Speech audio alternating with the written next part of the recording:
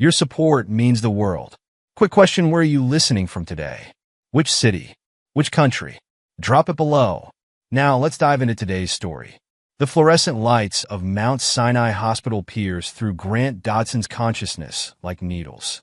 Each breath sent waves of pain through his ribcage, 3 broken ribs screaming their protest with every slight movement. The random mugging had left its mark. Internal bruising mapped across his torso, and a concussion that made the harsh lighting even more unbearable. But Grant's military-trained mind cataloged every detail of the attack.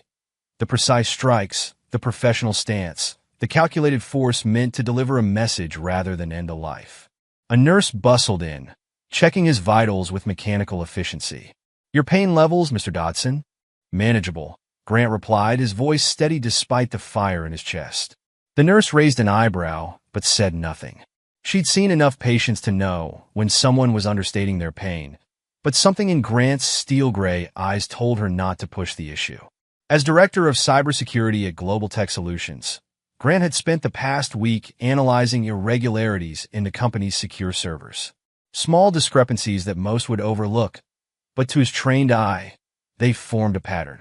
Now, lying in the sterile hospital room, those digital breadcrumbs aligned into a clear picture. The door swung open with deliberate force. Victor Davis strode in, Italian leather shoes announcing each step against the linoleum floor. The CEO's tailored suit and perfectly coiffed hair seemed out of place in the sterile hospital environment. Behind him, Javier Baird, head of operations, quietly closed the door, his muscular frame blocking the exit. "Comfortable, Grant?" Victor's voice carried the false concern of a predator toying with wounded prey. "The doctors say you'll make a full recovery." "Eventually." Grant maintained eye contact, his expression neutral. "How thoughtful of you to check on me, Victor. I assume this isn't a social call. Always direct. That's what I liked about you." Victor pulled out an encrypted tablet, his manicured fingers tapping the screen with practiced precision. "But you see, being direct can be problematic. Sometimes it's better to be flexible, like your wife." The tablet turned toward Grant, displaying high-resolution photos. Marissa, his wife of 8 years, dressed in evening wear at Le Bernardin, the modern, Daniel, New York's finest restaurants. Each photo showed her with a different man, her body language intimate, comfortable. The timestamps spanned months. "Your lovely wife has been quite the team player." Victor's voice dripped with smug satisfaction. "Keeping our investors happy, maintaining those crucial relationships. She understands the importance of personal touch in business." Grant's jaw tightened imperceptibly. "And you're showing me this because you need to understand your place." Victor leaned closer, his cologne a cloying presence. "Every board member gets their turn." She agreed to all of it, including your brother Earl. Quite enthusiastically, I might add. Javier shifted his weight, a predatory smile playing at his lips. Victor continued, "So here's what's going to happen. You'll recover, return to work, and forget about those server irregularities you've been investigating. Otherwise," he straightened his Italian silk tie, "next time you'll need more than stitches." What Victor couldn't know, what his arrogance prevented him from even considering, was that Grant wasn't merely a corporate cybersecurity expert. Behind that facade lay years of CIA operations specializing in corporate espionage and counterintelligence. The hospital room already bristled with surveillance equipment, courtesy of his private security connections. Every word, every threat, recorded and encrypted. "Message received," Grant replied, his voice carrying just the right amount of defeat. Victor's smile widened, satisfaction evident in his posture. "Smart man." Victor headed for the door, pausing briefly. "Oh, and Grant? Don't bother with internal complaints. HR reports directly to me, and our legal team is very well compensated." The door closed behind them, their footsteps fading down the corridor. Grant reached for his phone, a custom-modified device that looked identical to standard models. Within seconds, he accessed the surveillance footage, watching the entire confrontation from multiple angles. Victor's threat, his smug certainty, all captured in perfect clarity. A text message appeared on his screen, "Surveillance active. All channels recording. Jackie." Grant allowed himself a small smile. Victor Davis, in his arrogance, had just handed him everything needed to begin the dismantling of their entire operation. The physical pain felt distant now, replaced by the cold clarity of purpose. They thought they'd broken him, but they'd simply given him the motivation and evidence he needed. The nurse returned with pain medication. "Sir, you really should rest." "Thank you." Grant accepted the pills, maintaining his cover of the injured corporate executive. "I think I'll try to sleep now." As the nurse left, Grant began composing a series of encrypted messages. The pieces were already in motion, and his hospital room was about to become the command center for an operation that would make his CIA days look like practice runs. Evening shadows crept across the hospital room as Grant monitored Marissa's approach through the building's security feeds. The roses she carried deep red. Her signature choice matched the shade of her lipstick. Her Louboutin heels clicked against the floor tiles, echoing his heartbeat monitor's steady rhythm. The new phone he'd given her last month, a guilt gift, she called it, buzzed constantly in her designer purse. Each notification pinged silently on Grant's encrypted tablet, messages flowing through his custom-built interception software.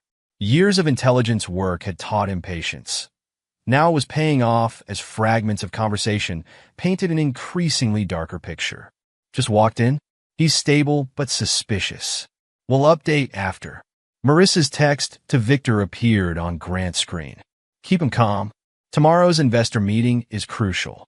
Victor's response followed immediately. The door opened, and Marissa swept in, performance-ready concern etched on her features. "Darling, you had me so worried."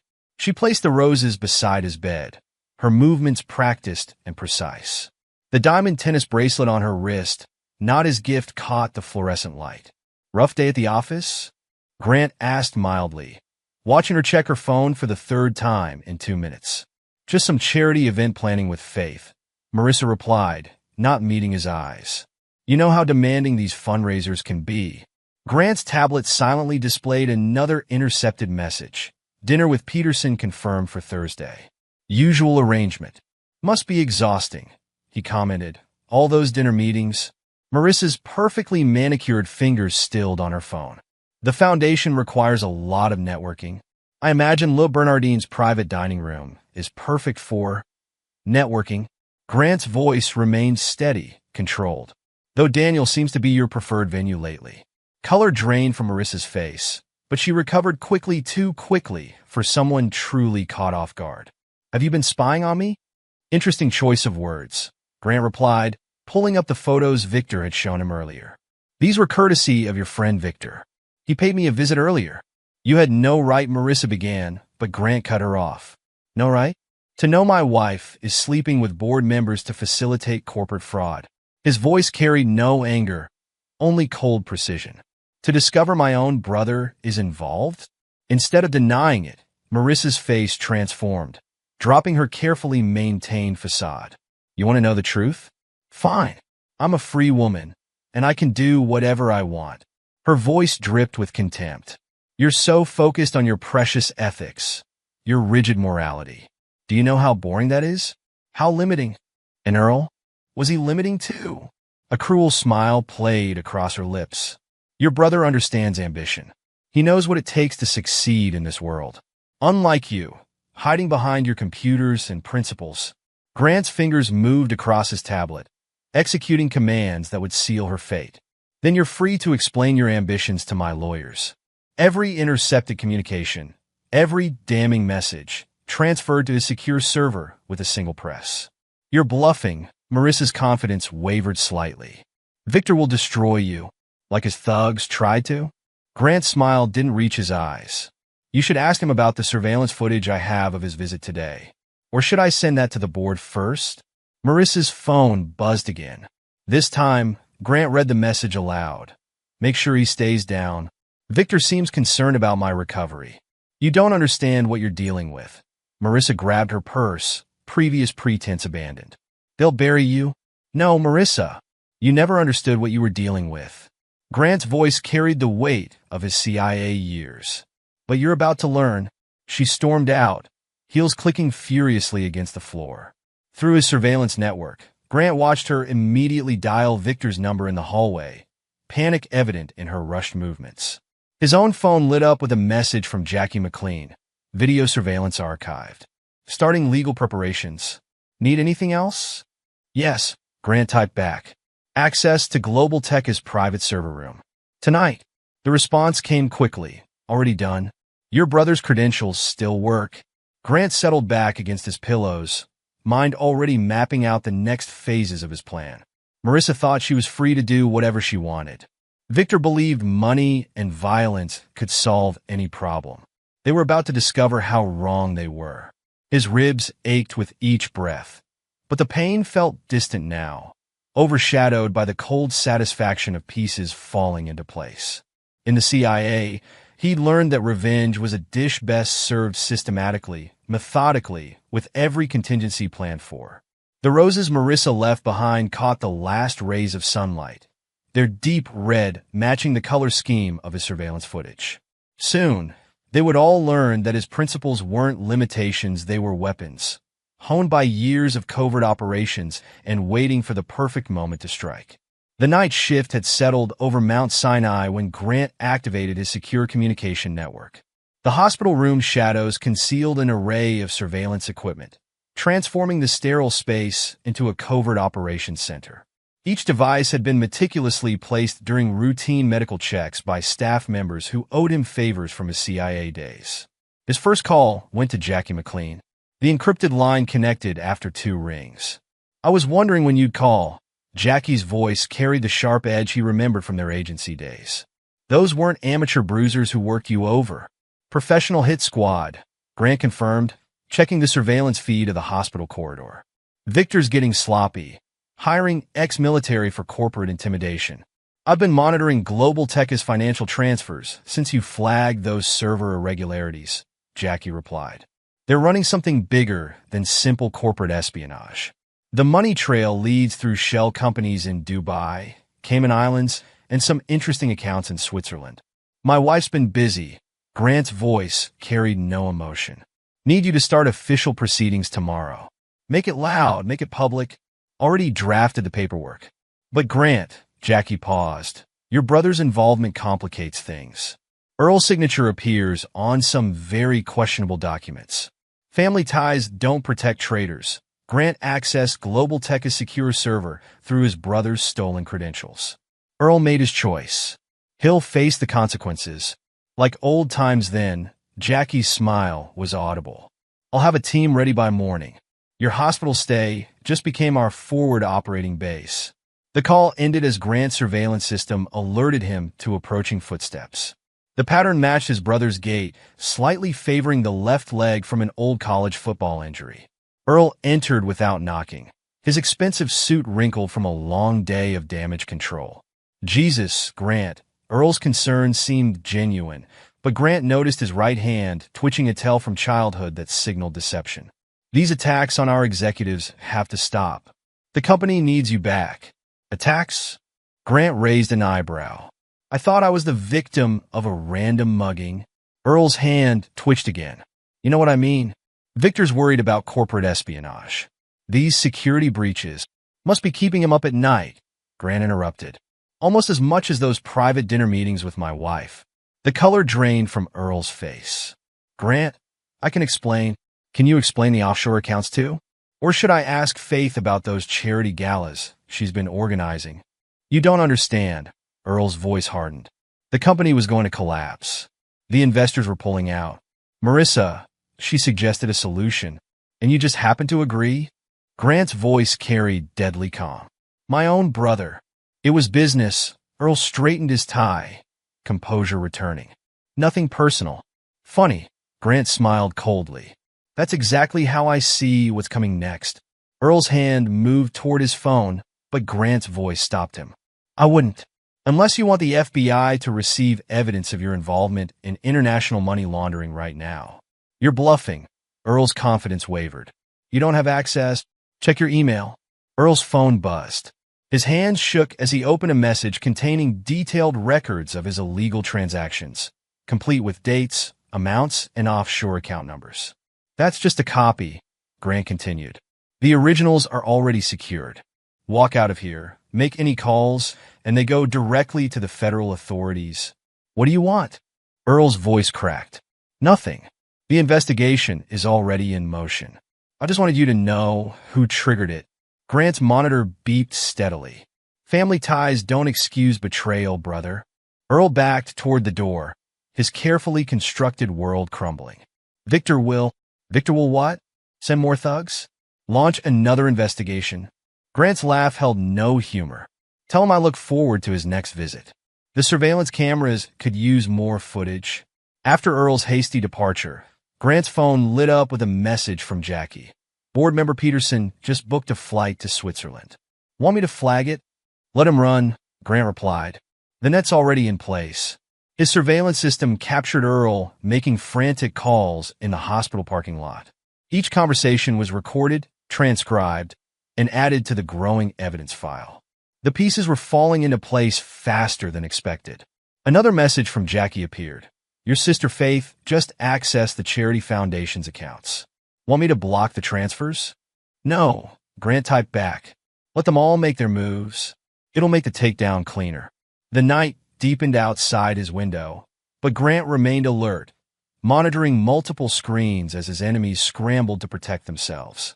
In the CIA, he learned that panic made people sloppy. Their desperate attempts to cover their tracks would only provide more evidence. His ribs ached, but the pain felt like a badge, now a reminder of their fatal mistake in underestimating him. They thought they were dealing with a corporate cybersecurity expert. Instead, they'd awakened something far more dangerous. A trained operative with nothing left to lose and everything to avenge. The night shift nurse peeked in, concerned by his lack of sleep. Grant gave her a reassuring smile, maintaining his cover as the recovering executive. But behind that smile, plans unfolded like a deadly chess game, each piece moving precisely into position. Tomorrow, the real operation would begin, but tonight, he would watch them squirm, knowing their world was about to implode and they had no idea how deep the destruction would go. Over the next month, Mount Sinai's Room 407 transformed into an operational command center disguised as a recovery ward. Medical equipment shared space with encrypted laptops and surveillance monitors, their wires concealed within standard hospital machinery. Grant's extended recovery provided the perfect cover as staff rotated through, many of them former intelligence assets, now embedded in civilian roles. Your sister's been busy. Jackie McLean's voice came through a secured line as Grant reviewed financial documents on his tablet. Faith's charitable foundation is a masterpiece of money laundering. $50 million through fake galas in the past year alone. Grant's fingers moved across the screen, tracing transaction patterns. Show me. The New Hope Foundation's latest event. Jackie shared her screen remotely. 200 guests at $10,000 per plate. Except the venue only held 50 people, and half the listed attendees don't exist. Faith always did excel at creative accounting, Grant noted, his voice devoid of familial warmth. What about Loren? Your golf buddy at the SEC? Jackie pulled up another file. He's been accepting regular payments through a shell company in Dubai. Every time Global Tech faced an investigation, Loren buried it. The paper trail goes back 3 years. A nurse entered one of Jackie's plants, carrying fresh bandages and a USB drive disguised as a medicine bottle. Your sister's complete communication records, she murmured, changing his bandages. And Mr. McMahon's offshore account details. The company's not just using Marissa for simple corporate espionage, Jackie continued after the nurse left. They're running a sophisticated blackmail operation. Your wife and Faith target potential whistleblowers, create compromising situations. Then Victor's team handles the pressure. Grant accessed a new set of files. Show me the full scope. 3 rival tech firms silenced in the past year. 2 journalists who got too close to the story suddenly retracted their investigations. A dozen potential whistleblowers who mysteriously changed their minds. Jackie's disgust was evident. Faith arranges the galas. Marissa handles the seduction. And your brother Earl provides legal cover through dummy corporations. Family ties don't excuse betrayal. Grant's response carried lethal coldness. A message flashed on his secure phone. One of his surveillance teams had spotted Victor entering an upscale restaurant with another executive's wife. The camera feed showed Marissa at a different table, working her charms on a potential investor. "Your wife's with Thomas Chun," Jackie reported, CEO of Rival Tech. "They're considering a merger." Not for long. Grant accessed Chun's personal email through a backdoor he'd installed weeks ago. Send him the photos from last month's charity event showing Victor with his wife. Already done. Mrs. Chun receives them in 3 hours. Grant's physical therapy session, another cover for operative meetings, brought new intelligence. His sister Faith had scheduled another gala for next week, the guest list packed with potential targets. Marissa's calendar showed 3 dinner meetings with board members who had previously expressed concerns about the company's finances. "They're getting sloppy," Jackie noted during their evening briefing. "Victor's paranoia about federal investigations is making them rush their usual vetting process." Good. Grant reviewed the latest surveillance footage. "How's our friend Loren handling the pressure?" "Nervous. He's made 3 calls to his offshore banker today. Should I let him transfer the funds?" "Let him run." Grant's smile didn't reach his eyes. "The FBI's Financial Crimes Unit is already monitoring that account." A text from one of his hospital sources caught his attention. Victor had ordered another message to be delivered. The hired muscle was en route. Right on schedule, Grant checked the surveillance feeds. "Alert our FBI contact. Let's see how Victor's thugs explain the drugs planted in their vehicle." As night fell over Manhattan, Grant's command center hummed with activity. Screens displayed surveillance feeds from across the city. Board members in clandestine meetings, Faith organizing her fraudulent galas, Marissa weaving her web of seduction and betrayal. "Your sister's laundering operation goes deeper than we thought." Jackie's voice carried concern. "She's using the foundation to funnel money through children's charities." "Use it." Grant's command was precise. "Alert the Charity Oversight Board." Anonymously, the night shift brought fresh intelligence. Earl had been spotted shredding documents in his office. Faith was transferring large sums to new offshore accounts. Victor's paranoia grew with each passing day, his own surveillance teams watching shadows that Grant's operatives planted. "They're starting to turn on each other," Jackie reported with satisfaction. "Board members are asking questions about missing funds." "Funds I've been moving between their accounts," Grant confirmed. "How's Victor handling the pressure?" "Sleeping in his office. Convinced federal agents are watching him." "They will be." Grant accessed another secure server. Soon, the hospital room's machines beeped steadily, maintaining his cover as reporters occasionally tried to sneak past security for quotes about the recent corporate attacks. Each failed attempt added credibility to his recovery story. "Jackie," Grant's voice carried deadly purpose, "initiate the next phase. It's time to let them destroy themselves." In the CIA, he'd learned that patience was more lethal than any weapon. Now, watching his enemies dance to his carefully orchestrated tune, that patience was about to pay off. "They thought they could take everything," he told the night nurse, another operative updating him on surveillance data. "Instead, they gave me everything I need to destroy them."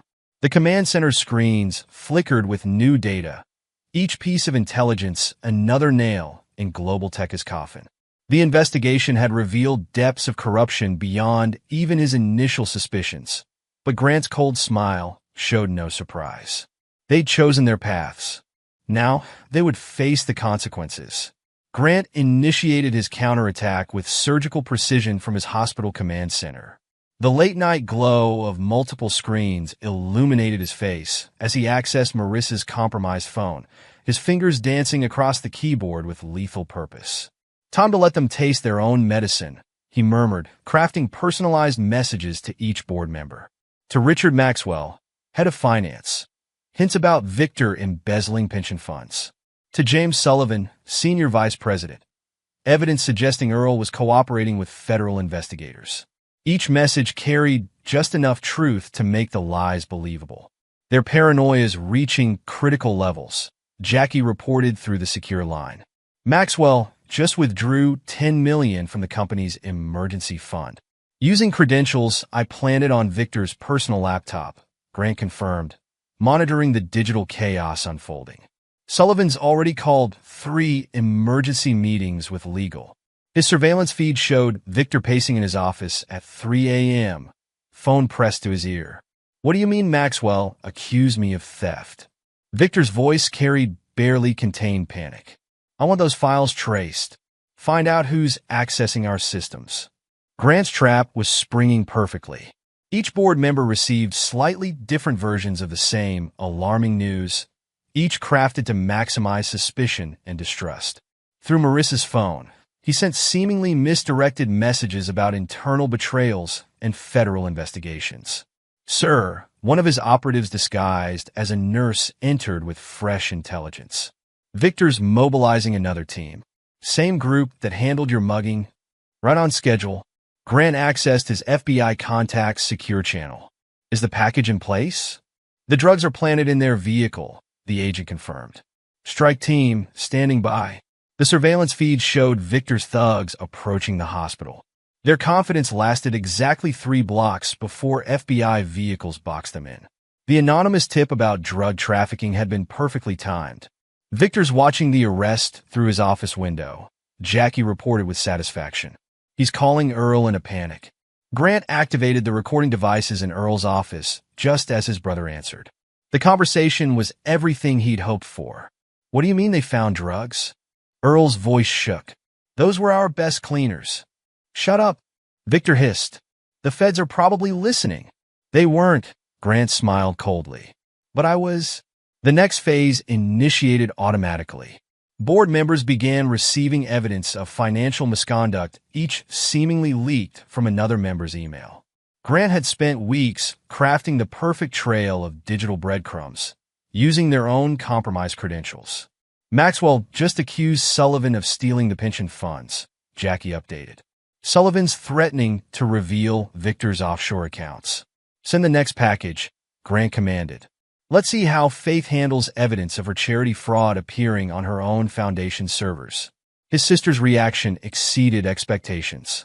Faith's panic calls to Earl revealed more than she intended, each word captured by Grant's surveillance network.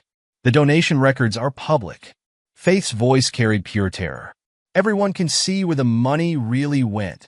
Check your other accounts, Earl advised, his own panic evident. Victor's been moving funds. That wasn't Victor, Faith cut in. I tracked the transfers. They came from your terminal. Grant watched the betrayers tear each other apart, their years of trust evaporating under carefully orchestrated pressure. Victor's paranoia reached new heights. He'd begun sleeping in his office, convinced federal agents were watching his every move. They're not watching you yet, Victor, Grant murmured to the surveillance feed.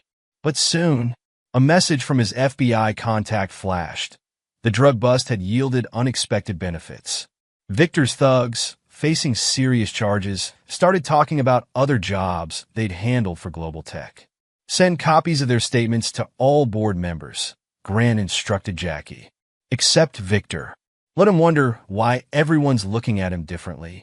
The company began fracturing from within.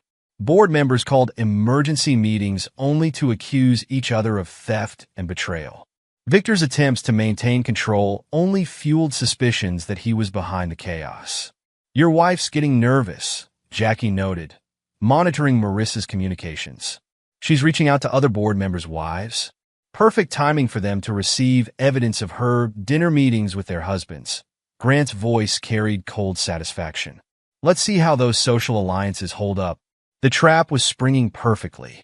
Each attempt by the conspirators to save themselves only entangled them further in Grant's web. Their own paranoia and greed became weapons against them. Victor's called an emergency board meeting for Tuesday morning, Jackie reported. Full attendance required. Then it's time for the final phase, grant access to secure server. Alert our federal contacts. Tuesday morning, they see everything. The hospital room's machines continued their steady beeping, maintaining his cover even as he orchestrated the destruction of an empire. His injuries had healed weeks ago, but the extended recovery provided the perfect blind spot for his enemies. Sir, his night nurse operative entered with fresh intelligence. Mrs. Davis just received proof of Victor's affairs with 3 board members' wives. Courtesy of Marissa's photo collection, Grant nodded. How's Victor handling the divorce papers? Complete meltdown in his office. Security cameras caught him throwing a chair through his window. The pieces were falling perfectly into place. Each betrayer's desperate attempts to save themselves only served to destroy their colleagues. Their own tactics, turned against them, proved devastatingly effective. Tuesday morning, Grant confirmed to Jackie, "Have the federal team ready. It's time they all learned what real consequences feel like." The Manhattan skyline glittered beyond his window, unaware that one of its corporate towers was about to implode. Grant's revenge wasn't just about destruction, it was about justice served cold, calculated, and complete. Rain lashed against Global Tech's windows on Tuesday morning as board members filed into the conference room. Victor had demanded full attendance to address that internal security breach, unaware that he was walking into Grant's carefully orchestrated endgame. Security cameras showed Earl arriving first, sweat staining his expensive suit despite the cold. Faith followed, clutching her laptop like a shield. Board members trickled in, each avoiding eye contact with the others, their usual camaraderie shattered by weeks of planted evidence and mutual accusations. "Everyone's in position." Jackie's voice came through Grant's earpiece as he approached the building. FBI teams covering all exits.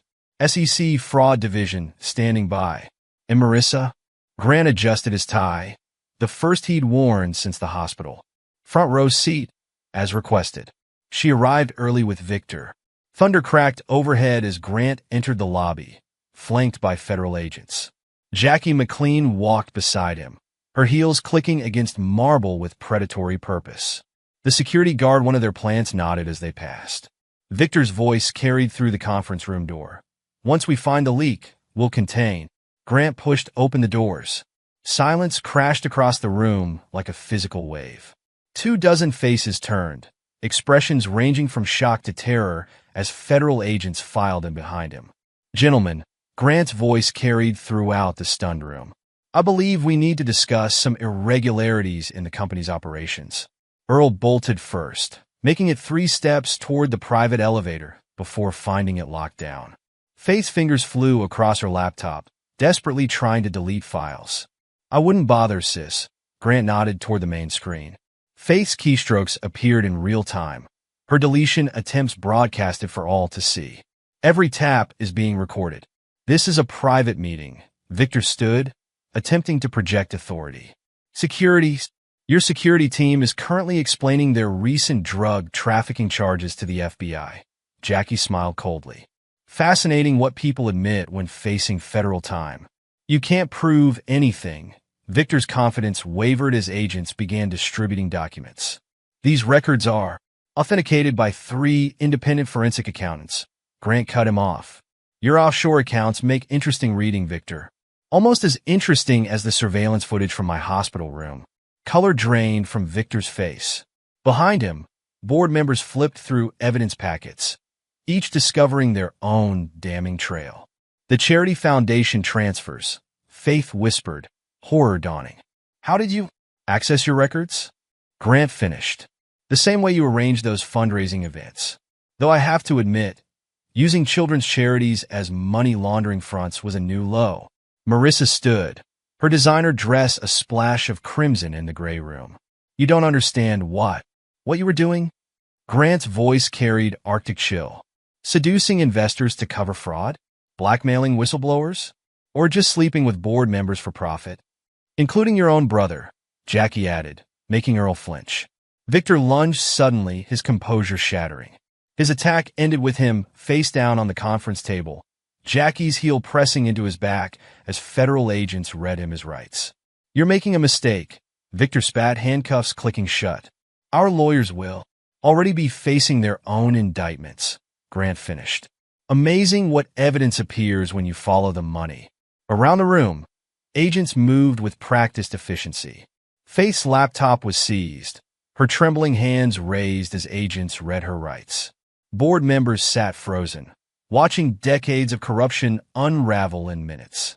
"The SEC has questions about those buried investigations," Jackie informed Loren McMahon, who tried slipping toward the door. "Your offshore accounts are particularly interesting." Marissa approached Grant, her mask of confidence cracking. "I can explain. Save it for your lawyers." Grant stepped past her. "Though with the evidence of your willing participation, I doubt they'll help much." Earl made one final attempt. "Brother, please." Family ties don't excuse betrayal. Grant's voice carried throughout the room. Remember that during your federal trial, thunder rumbled as agents led the conspirators out. Employees gathered in the hallway, watching their leaders fall. Grant's surveillance feeds showed the scene repeating across global tech offices worldwide. Federal agents are seizing servers from every branch, Jackie reported, satisfaction evident. Their entire network of corruption is exposed. Rain continued falling outside as Grant surveyed the wreckage of careers and relationships built on betrayal. Victor struggled against his restraints, all pretense of sophistication gone. Faith sobbed quietly as agents cataloged evidence from her laptop. Earl stared blankly ahead, his world imploding. The press is waiting downstairs, Jackie noted. Want to make a statement? The evidence speaks for itself. Grant watched Marissa being led away, her designer dress clashing with steel handcuffs. Let them face the consequences of their choices. As federal agents completed their sweep, Grant stood at the conference room window. Below, news vans gathered like vultures, cameras flashing as the conspirators emerged into the rain. His reflection showed no satisfaction, no triumph, only the cold certainty of justice served. The board members' spouses have all received their evidence packages, Jackie confirmed. The social destruction should be. She smiled, comprehensive. Lightning split the sky as Grant turned from the window. The conference room, once the seat of global tech's corruption, now stood empty save for overturned chairs and scattered papers fitting ruins for an empire built on betrayal. Your sister's foundation records are already reaching the charity oversight board, Jackie added as they headed for the elevator. Faith's social empire won't survive the day. Good. Grant's voice carried finality. Let them all face the truth they tried to bury. The rain washed away their footprints as they exited the building, leaving behind the wreckage of carefully constructed lies and the architects of their own destruction. Thunder echoed like applause for justice finally served. The Wall Street Journal's headlines screamed across newsstands nationwide. Tech giant's criminal empire exposed. Within hours, every major news outlet carried the story. CNBC's ticker ran continuous updates as global tech's stock price plummeted. Bloomberg analysts scrambled to explain the unprecedented collapse of what had seemed an untouchable corporate titan. In the federal building's secure conference room, Grant watched the chaos unfold across multiple screens. Each monitor showed a different aspect of global tech's implosion: live news coverage, stock tickers, social media reactions, and security feeds from global tech offices worldwide. Victor's lawyer just contacted us. Jackie entered, tablet in hand. He's offering to testify against Earl in exchange for leniency. Grant's laugh carried no humor. Play the recording. Jackie tapped her screen. Victor's voice filled the room, captured months ago in Grant's hospital room. Every board member gets their turn. She agreed to all of it, including your brother Earl. Send that to the prosecutors, Grant directed, along with the financial records showing Victor's signature on every major fraudulent transaction. The evidence was irrefutable. Thousands of documents, recorded conversations, financial records, and testimony from turned witnesses created a web of corruption that reached every corner of global tech's operations. Mr. Dodson, a federal prosecutor, entered with fresh papers. Victor Davis is requesting a private meeting. He claims he can provide evidence of larger conspiracies. Show him this first. Grant handed over a thumb drive. Every email he sent authorizing the blackmail operations. Every transfer he approved to offshore accounts. And of course, the surveillance footage of him ordering my accident. On the main screen, CNBC's anchor could barely contain her shock. Global tech shares have been halted after falling 94% in early trading. Federal agents are currently seizing servers and documents from global tech offices across 3 continents. Jackie's phone buzzed. Singapore office just fell. Tokyo and London are next. The dominoes are falling exactly as planned. In a federal holding cell, Victor paced like a caged animal. The security feed showed him arguing with his lawyer, his typical smugness replaced by desperation. Earl's legal team reached out, Jackie reported. They're claiming he was coerced. Send them the recording of him planning the charity fraud with Faith. Grant's voice remained steady. And the footage from his office where he coordinated Marissa's meetings with investors. The evidence mounted hourly. Each attempted defense by the conspirators only exposed deeper layers of corruption. Grant's meticulous documentation left no room for legal maneuvering or deals. Federal agents just found the private servers in Victor's beach house, an FBI agent reported. The encryption's complex, but use this, Grant handed over another drive. Complete decryption keys, courtesy of my time as their cybersecurity director. Every file, every hidden folder. CNN broke new developments. Sources confirm federal agents have uncovered evidence of widespread blackmail operations targeting rival tech firms. Global tech executives allegedly use compromising situations to silence potential whistleblowers and manipulate market conditions. In his holding cell, Victor finally broke. Security footage showed him screaming at his lawyer. Tell them Earl masterminded everything. He used his brother's position as insurance. I was just following board directions. Should we release the footage of him ordering your attack? Jackie asked. Not yet. Grant checked another monitor. Wait until after his testimony. Let him perjure himself first. The federal prosecutor returned, looking impressed. The evidence is staggering. We've never seen documentation this comprehensive. 8 years at Global Tech, Grant replied. Every day spent gathering evidence, tracking transactions, recording conversations. They thought they were watching me. I was watching them. Trading floors worldwide descended into chaos as Global Tech's collapse triggered investigations into partner companies.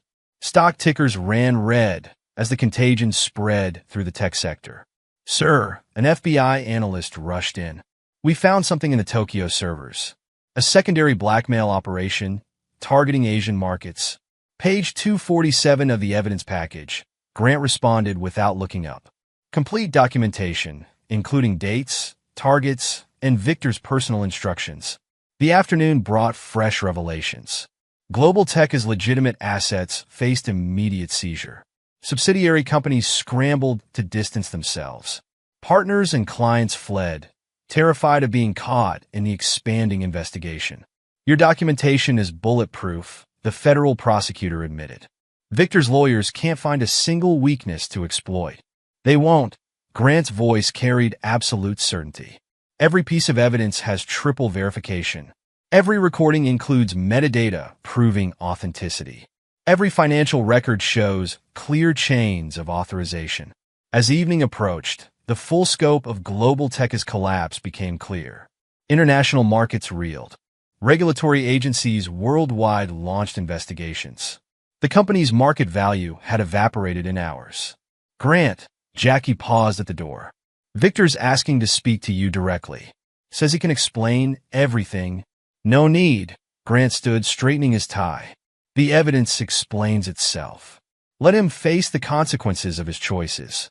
The screens continued their display of corporate destruction, a testament to revenge served cold, calculated, and complete. Global Tech's empire, built on betrayal and corruption, crumbled under the weight of truth. Send copies of everything to the international prosecutors, Grant instructed. Let's make sure there's nowhere left for them to hide. The Manhattan socialite scene buzzed with whispers as Marissa Dodson entered Le Bernardin, her designer dress a shield against the stairs. Her practiced smile faltered when the maitre d' blocked her path. I'm sorry, Mrs. Dodson. Your membership has been revoked. Behind her, phones captured her humiliation. By midnight, every social club in New York would close its doors to her. In her penthouse apartment, she frantically dialed numbers that went straight to voicemail. Each charity board, social committee, and foundation she'd cultivated over years sent the same message. Resignation requested, effective immediately. You can't do this to me, she hissed into her phone, leaving her 10th message for Victor. I did everything you asked. Her phone buzzed, not a return call, but a news alert. Her blood froze as she read the headline. Global Tech Executive Wives Escort Service. Corporate seduction ring exposed. Across town, Faith Klein watched her PR empire disintegrate in real time. Client termination emails flooded her inbox. Her carefully crafted web of influence unraveled with each passing hour. Miss Klein, her assistant interrupted, voice shaking. The Children's Hope Foundation board is on line 1. They're asking about the missing funds. Faith reached for her phone, but the screen displayed a more urgent message. Federal agents en route. Warrant issued. At the SEC, Loren McMahon's secretary watched him clean out his desk. The Ethics Committee's decision was unanimous, sir. Disbarment proceedings begin next week. Tell them I can explain. Loren's hands trembled as he packed his belongings. The offshore accounts were just... Your testimony about those accounts is scheduled for Monday. A federal agent stepped in. Along with your role in burying the global tech investigations. A private airfield outside Newark. Earl Dodson hurried toward his chartered plane, carrying forged documents and account details received through their mother's compromised email. Going somewhere, brother? Earl froze. Grant emerged from the shadows, federal agents flanking him. The passport's fake. Grant approached slowly. But then, that's the least of your charges. You don't understand. Earl backed away. Victor threatened to expose your role in the investor blackmail scheme. Grant's voice cut like steel. Or your coordination of Marissa's entertainment schedule. Handcuffs clicked shut as Earl's escape ended before it began. Back in Manhattan, Marissa's attempt to spin a victim narrative backfired spectacularly. Grant's evidence release showed her actively planning targets with Faith, coordinating seductions, selecting marks for blackmail. Mrs. Dodson.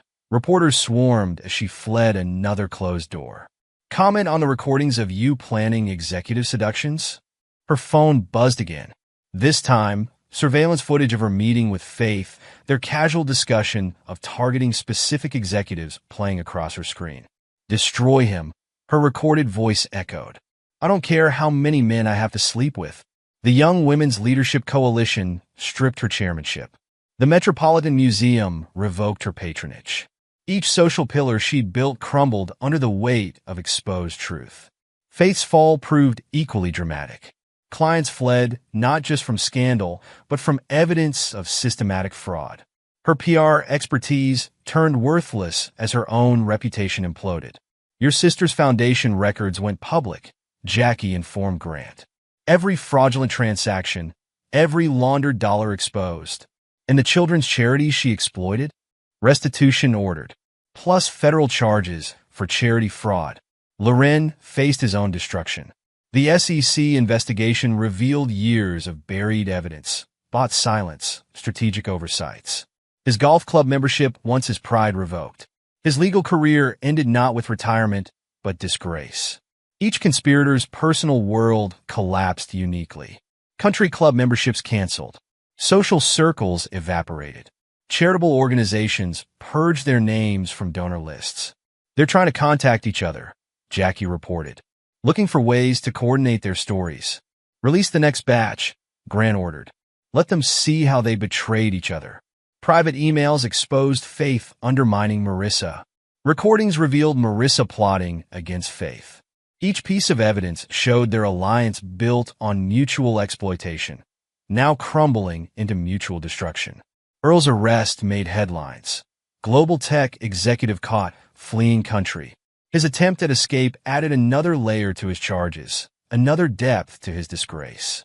In their separate cells, the conspirators faced isolation. Their phones went silent. Their influences evaporated. Their carefully constructed social empires collapsed into ruins. Your wife attempted to access the Hampton House, Jackie mentioned. The one she used for private meetings with board members? Grant's smile held no warmth. I'm sure the new owners will be interested in her visit. Each hour brought new revelations, new humiliations. Private clubs posted their photos on denied entry lists. Charity galas returned their donations.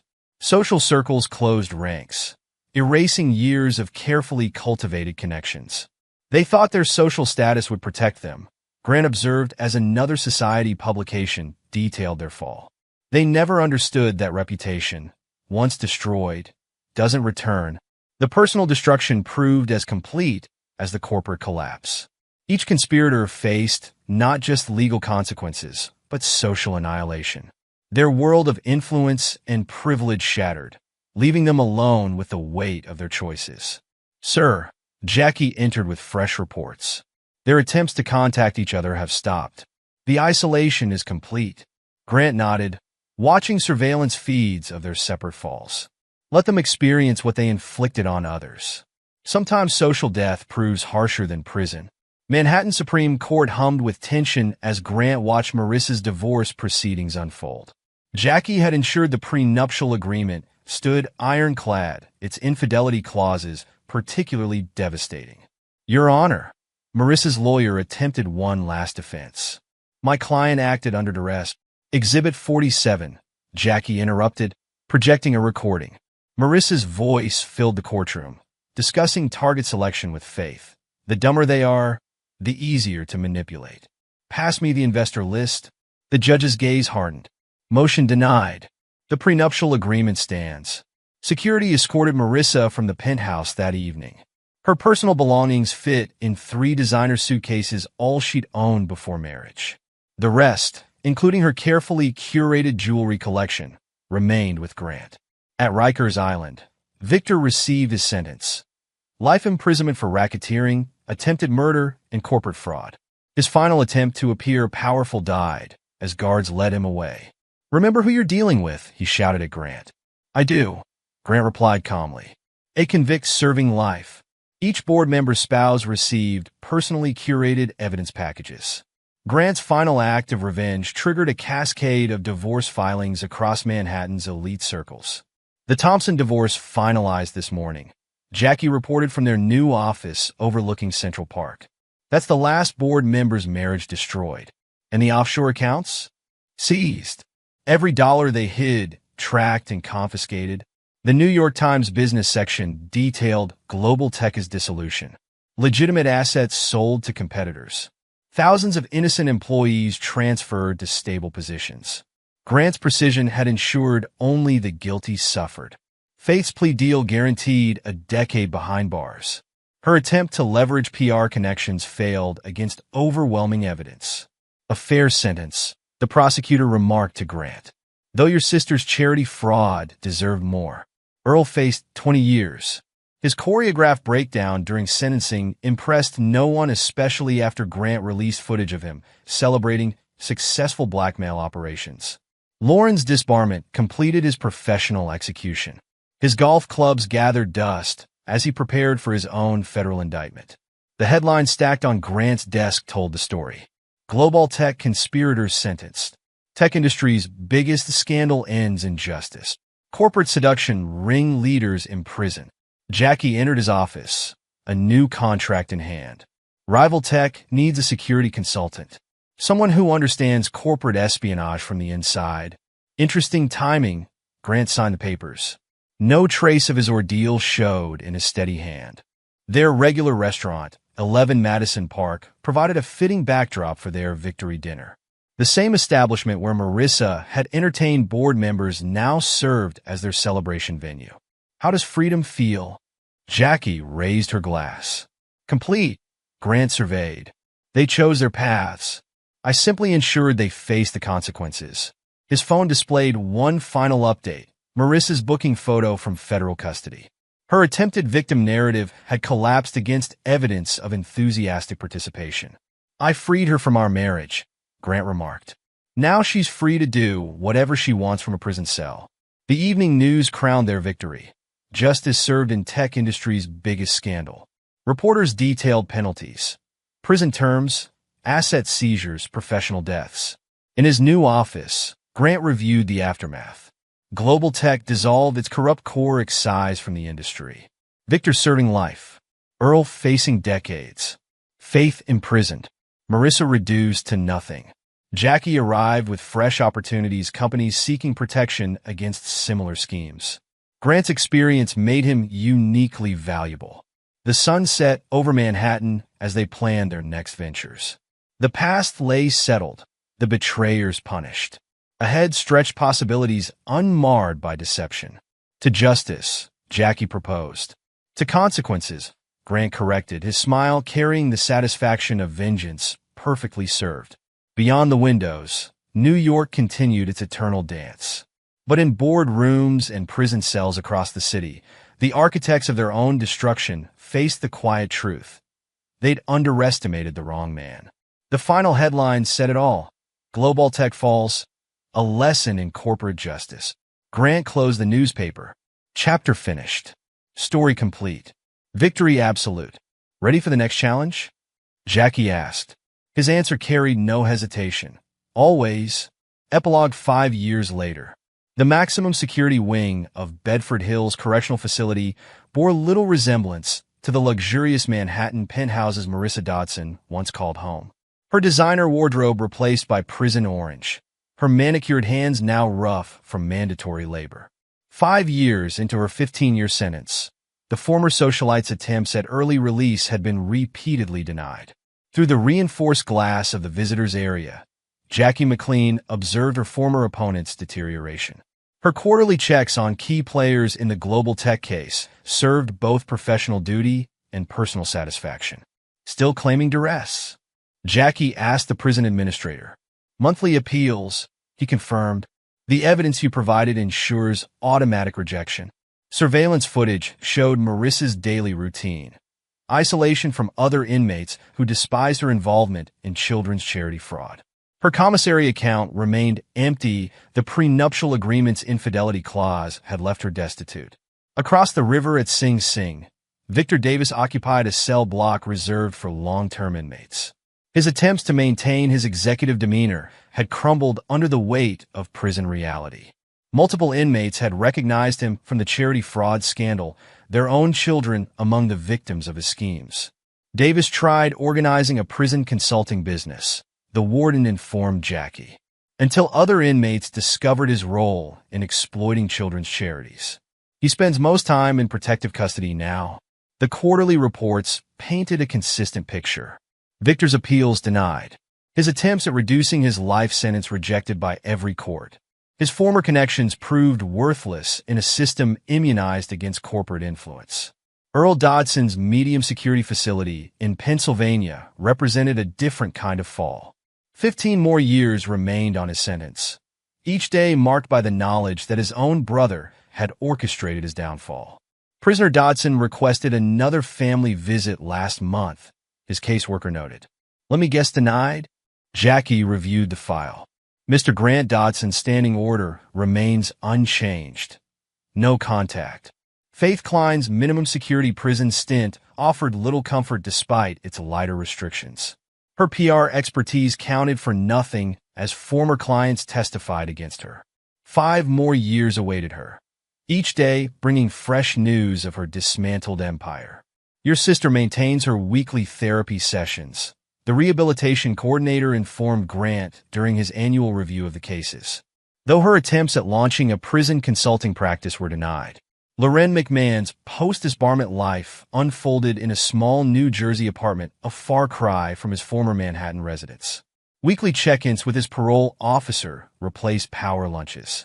His golf clubs gathered dust while he worked as a minimum wage data entry clerk. The beauty of complete justice, Jackie remarked during her monthly briefing with Grant, lies in its permanence. Grant's own trajectory had soared. His security consulting firm, Phoenix Securities, dominated the corporate protection industry. Companies worldwide sought his expertise in preventing exactly the kind of scheme he'd dismantled. Their new offices occupied the top floors of a Manhattan skyscraper, ironically, the former Global Tech building. Grant's corner office overlooked the city where he'd orchestrated the perfect revenge. Rival Tech's merger went through, Jackie, now his chief legal officer, reported. Our security protocols prevented 3 attempted corporate espionage operations last quarter. The headlines still occasionally reference the Global Tech scandal, usually when discussing corporate governance reforms. Grant's expose had triggered international changes in corporate oversight. The Dodson protocols became standard terminology in corporate security. Companies worldwide implemented his preventive measures against similar schemes. Marissa's attempted prison interviews with journalists backfired spectacularly. Each request triggered automatic release of more evidence recordings, emails, surveillance footage showing her willing participation. Prisoner Dodson's latest manuscript was rejected by publishers, Jackie noted with satisfaction. Apparently, Victim of corporate conspiracy loses impact when contradicted by video evidence. Victor's own literary ambitions died similarly. His attempted tell-all biography attracted only lawsuits, each backed by Grant's meticulous documentation. Earl's prison correspondence with their mother ceased after discovering Grant's ongoing surveillance. His isolation grew complete, abandoned by family, forgotten by former associates. Faith's therapy sessions revealed deep resentments. Her attempts to rebuild connections failed against the weight of her documented betrayals. Former clients refused contact, her professional reputation permanently destroyed. The Children's Hope Foundation recovered fully, Jackie updated Grant. Your anonymous donations replaced every stolen dollar. They've named their new integrity division after you. Lauren's attempt at writing financial advice columns ended when publishers discovered his identity. His expertise, once highly valued, now served as a warning in ethics seminars. The social destruction proved permanent. Country clubs maintained their bans. Charitable organizations strengthened their vetting procedures. The conspirators' names became synonymous with corporate corruption. 5 years, Grant mused, reviewing the latest reports. Their sentences continue, while we've expanded to 3 continents.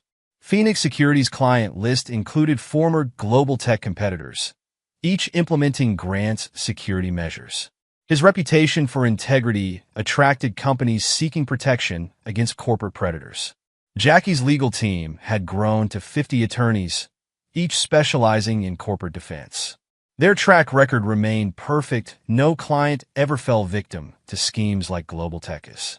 The system you designed, Jackie noted, has prevented 12 similar operations worldwide. Their preventive measures had evolved into international standards. Corporate security firms studied the Global Tech case, implementing Grant's methods globally. The conspirators' futures remained bleak.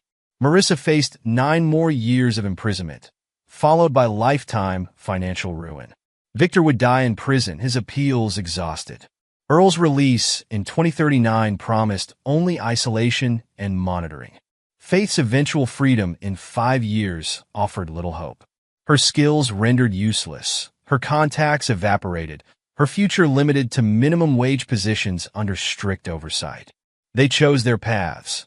Grant reminded Jackie during their anniversary dinner, celebrating Phoenix Security's success. We simply ensured permanent consequences. The evening news still occasionally showed Marissa's booking photo when discussing corporate scandals. Her fall from grace became cautionary tales in business ethics courses. Victor's prison interviews served similar educational purposes. His attempts at justifying his actions only strengthened corporate governance reforms. Earl's prison correspondence revealed growing psychosis, paranoid beliefs that Grant still monitored his every move. His therapist noted the irony. The paranoia was justified. Faith's rehabilitation reports showed superficial progress. Her therapy sessions revealed unchanged attitudes, ensuring continued monitoring after release. Complete justice requires permanent consequences, Grant explained to a corporate security conference. Prevention isn't enough, the punishment must outlast the crime.